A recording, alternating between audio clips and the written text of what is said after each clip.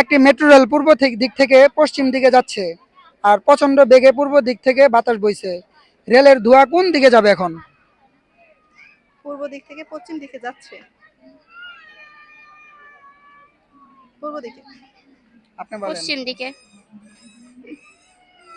মানে পূর্ব দিক থেকে হাওয়া বইতেছে না? আমি আবার বলি, একটি মেট্রো রেল পূর্ব দিক থেকে পশ্চিম দিকে যাচ্ছে আর প্রচন্ড বেগে পূর্ব দিক থেকে বাতাস বইছে। রেলের ধোঁয়া কোন দিকে যাবে?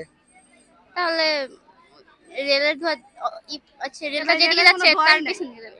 রেলের কোনো রেলের তো ধোঁয়াই কোনো নাই। ধোঁয়া নেই। এই, আপনারা সায়েন্সে বলেন এক একজন, আরেকজন কোনটা কোন কোন কোন কোন কোন সাবজেক্ট নিয়ে পড়েন জানি? আমি সিএসসি।